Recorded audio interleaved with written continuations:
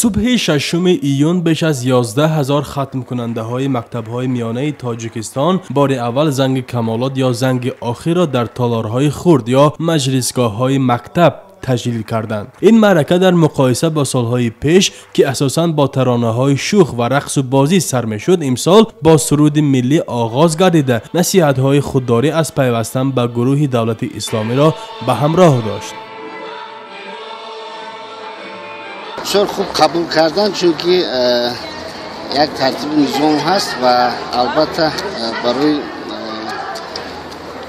آینده خود کودکان چیز بسیار مهم است چون که روز اونها یک ترتیب نظام را رعایت میکنند و البته این برای رعایت من بعد برای زندگی آیندهشون بسیار مهم است. هنوز 2 هفته پیش وزیر معارف و علم تاجیکستان دستور داده بود معرکه زنگ آخر در حدود 45 دقیقه و در مقایسه با سالهای گذشته خیلی خاکسارانه برگزار گردد. هرچند در این دستور وزیر گفته میشد والدان نیز از آوردن هدیه های گرانبها و گل و گلدسته به فرزندانشان باید خودداری کنند، ولی با وجود این برخی از مادران و نزدیکان ختم کننده ها با گلدسته ها به مکتب ها حاضر شدند، ولی مأموریت مکتب های پایتخت آنها را نگذاشتند که داخل مکتب شوند و تنها توانستند در پشت دروازه های مؤسسه های تعلیمی انتظار باشند. مثلا اومدیم معلمان ما رو تکلیف اومدیم وای کردیم با اون مسئولیت کردن صحبت کردن تا که همین خیلی ما راضی شدیم تا بعد زنگ کمال بودیم بچه‌ها که بریم بیشتر با ماشین قیمت ها می اومدن من از صحنه‌ها می بردن که قیمت پدر این خیلی نیست باید اینجا انتظاری می‌بریم گرفته به خونه میبریم. در حالی که ختم کنندگان با مکتب پدرود میگفتند، طلبه های دیگر مثل روزهای معمولی پی درسخانه بودند، اما ایده از خوانندگان مکتب که به مراسم زنگ آخر با سبب ختم کننده نبودنشان راه نیافتند در کوچه های دوشنبه و سیرگاه ها با دوستان و همسنفانشان با لباس های بیرون از مکتبی زنگ کمالات را تجلیل میکردند. در مکتب نموندن که نگذاشتن که ما با مکتب رفته با زنگ آخران رو جشن گیریم. ما باز به خونه رفته لباسایم رو عوض کرده به باغ اومدیم. این سال گذشته چه خیلی بود؟ سال گذشته خیلی این سال اکلی این سال قانون قاعده های معارف دیگر شد. اشتراف میکنم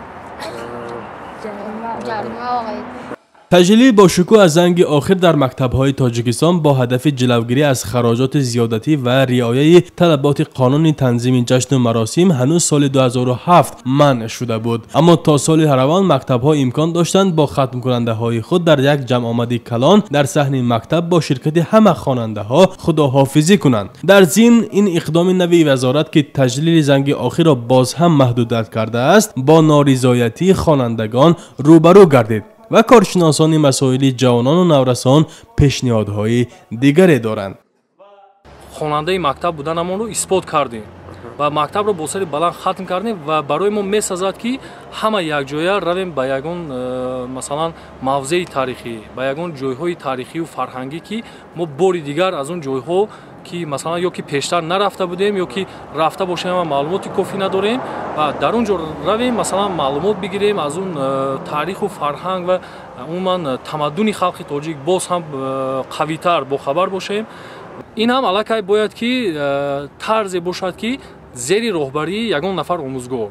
منع همه گونه معرکه آرایی در زنگ کمالات در تاجیکستان در حال به میان آمد که سال قبل در این روز با عیب مکتب بچگان چند صدمه نقلیاتی به قید گرفته شد. چند سال پیش در تاجیکستان به خصوص در دوشنبه زنگ آخر با شکوه شهامتی خاص برگزار می شد. ختم کنندگان اول با اشتراک آوازخوان‌ها و رقاصه ها در مکتب بزم برپا می نمودند و بعد از ختم آن به کوچه های شهر می ریختند. از کوچه های شهر جشن به طربخانه ها و حتی سیر به بیرون از شهر می کوچید. هزینه این جشن به هزارها دلار می رسید که از حساب والدان خوانندگان پرداخته می شد.